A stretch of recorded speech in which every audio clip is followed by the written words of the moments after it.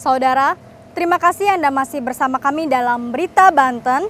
Bagi Anda yang baru saja bergabung, kami hadirkan kembali 3 berita utama hari ini. Dampak perang Lebanon-Israel, puluhan WNI tiba di Bandara Soekarno-Hatta.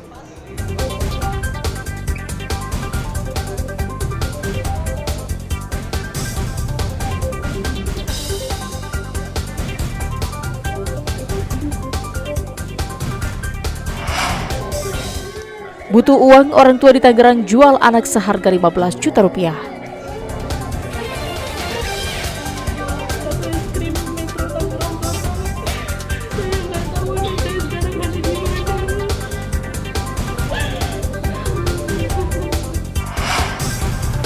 Lapak barang bekas di Tangerang Selatan terbakar, seorang warga pingsan akibat panik.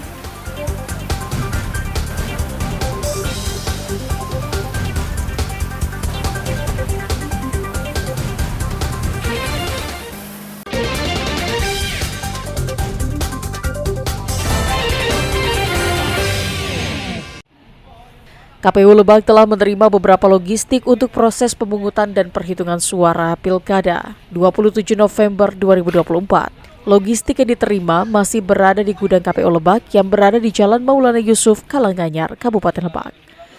Kondisi Kabupaten Lebak yang cukup luas dan banyak daerah yang merupakan rawan bencana menjadi perhatian tersendiri bagi pihak KPU dalam hal pendistribusian logistik pemilu.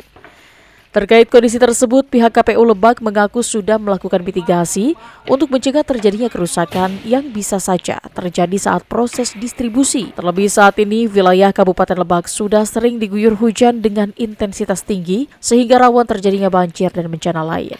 Kita sudah melakukan mitigasi sehingga nanti distribusinya juga semaksimal mungkin itu bisa safety, tidak kehujanan, begitupun dengan pengamanan dan pengawalannya dari mulai gudang KPU Lebak ke PPK, begitupun dari PPK ke PPS dan dari PPS ke masing-masing TPS.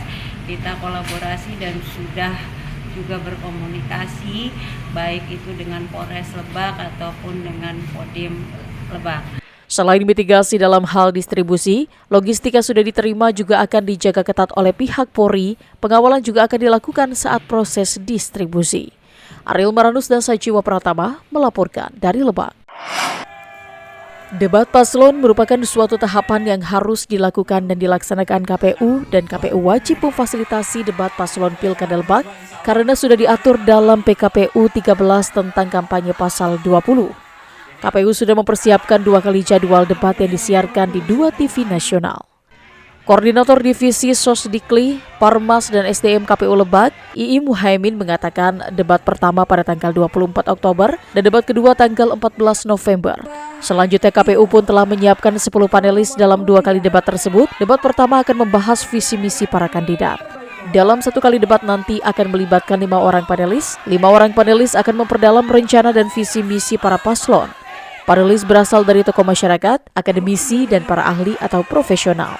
Debat pasangan calon ini memang sudah menjadi kewajiban kita ya untuk memfasilitasi debat pasangan calon untuk Pilkada Kabupaten Lebak.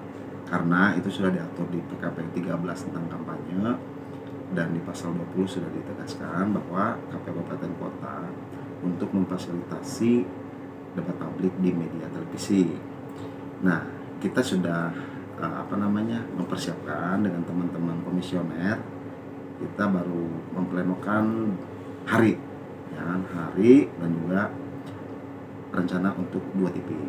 Pilkada Lebak diikuti oleh 3 pasangan calon. Pasangan nomor urut 1 yaitu Hasbi Asyidiki Jayabaya Amir Hamzah. Pasangan Dede Supriyadi Ferni Syafitri mendapat urutan nomor 2 dan pasangan nomor urut 3 yaitu Sanuji Pentamarta Dita Fajar Baihaki. Ariel Maranus dan Sajiwa Pratama melaporkan dari Kabupaten Lebak. Calon Bupati Serang nomor urut 2, Ratu Rasmatu Zahia dilaporkan ke Bawaslu karena diduga melakukan pelanggaran kampanye. Terkait laporan tersebut, Zakia dengan didampingi suaminya yang merupakan Wakil Ketua DPP PAN, Yandri Susanto, mendatangi Bawaslu Kabupaten Serang untuk memberikan keterangan. Sebelumnya, Zahia dilaporkan tim paslon nomor urut 1 Andika Nanang atas dugaan politik uang. Namun, Zahia mengaku saat itu hanya memberikan santunan anak yatim piatu dalam kegiatan di Kecamatan Mancak. Bawaslu Kabupaten Serang belum memutuskan terkait dugaan politik uang tersebut karena masih dalam penelitian. Jika terbukti, sanksi terberat yakni bisa didiskualifikasi hingga pidana.